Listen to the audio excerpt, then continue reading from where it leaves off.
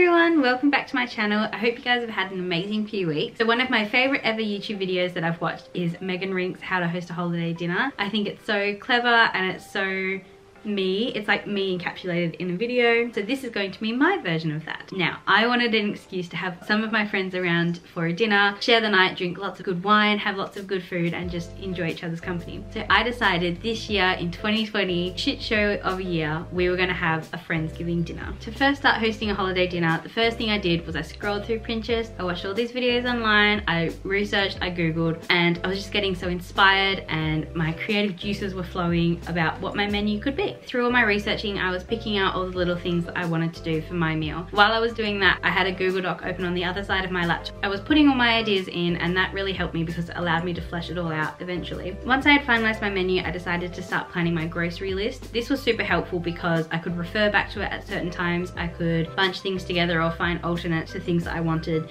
depending on the cost and everything. I luckily, surprisingly, had Thursday that week off. So as I said earlier, we actually celebrated on the Saturday. So on the Thursday, I was able to go and do all my grocery shopping. I decided to do all of my grocery shopping in one large bat because it's not really a holiday time here in Australia, so there wasn't any competition for any of the food, which was great. And it also meant that I could track how much I was spending and I could chop and change, and I just found it easier for me in my mind. And then once I got home that night, I had all of my groceries. We didn't need to run to the store to get anything else. It made me calm down a bit, like I was able to unclench my shoulders. I knew I had everything. I just now needed to cook, which to most would be the stressful part, but to me was the most exciting part. So if that doesn't tell you about me, I don't know what will.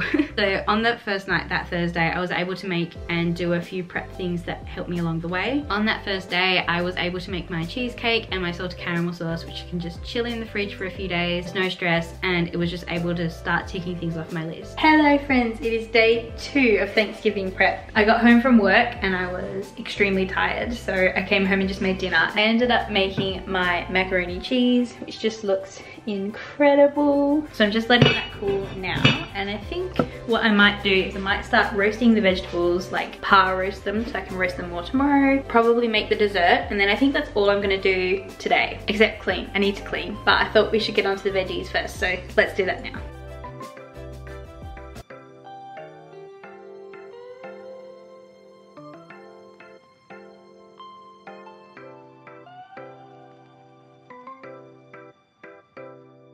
Second check-in of the night. So it is now 9:24 and I have had my dinner. I've done some cleaning, so we're staying on top of the mess, except for my compost pile that kind of just keeps growing, but we're going to ignore that. What I've done is I've par roasted my vegetables because I feel like they were going to take the longest tomorrow. So I've just got some trays that have just come out of the oven. They'll go back in the oven tomorrow, but what I'm going to do now is I'm going to make my apple crumble, my gluten-free apple crumble, because I think that'll last okay in the fridge. I'm hoping it'll last okay in the fridge.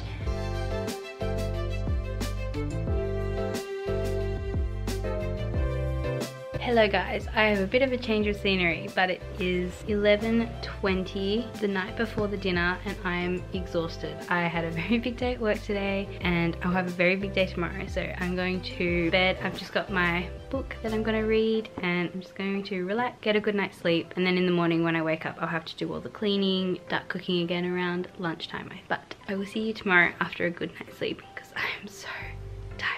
And now it's Thanksgiving. So I woke up bright and early in the morning to go for a walk. I went and picked up my friend who was coming over because she wanted to, well, we were drinking and we wanted to be safe, so I picked her up so she could Uber home. Once we got home, I was able to start prepping a lot of the food. I was cooking for most part of the afternoon, but I was okay with that because I really enjoyed it. It was nice to have some time by myself, and I was also able to watch out and look at all my friends enjoying themselves, and that was really special to me, so I'm very happy I did that. Remove turkey from packaging and remove the neck and gillets. What?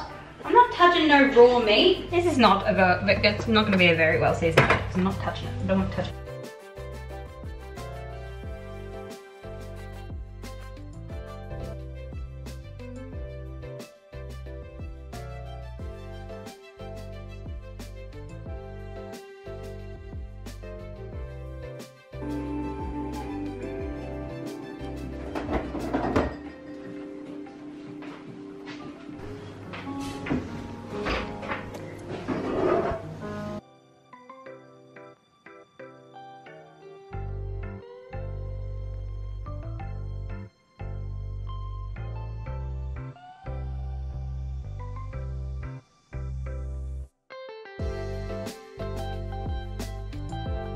then wrap in black. I think that's black.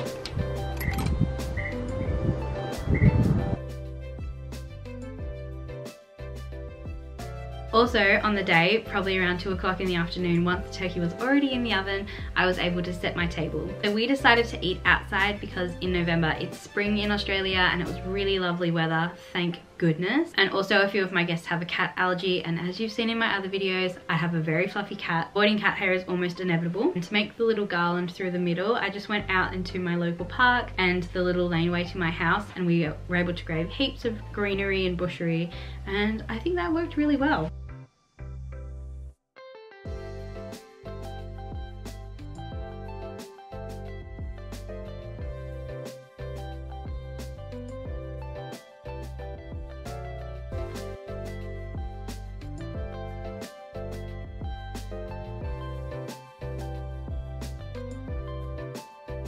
Fine. Just setting up the cheese board for people to arrive.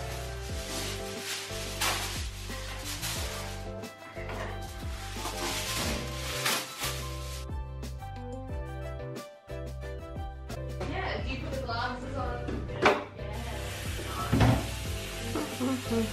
But I haven't made much I mean, I can't leave it too hard. Yeah, you can go out if you want. Oh my god. Stop. Oh, it's so cute.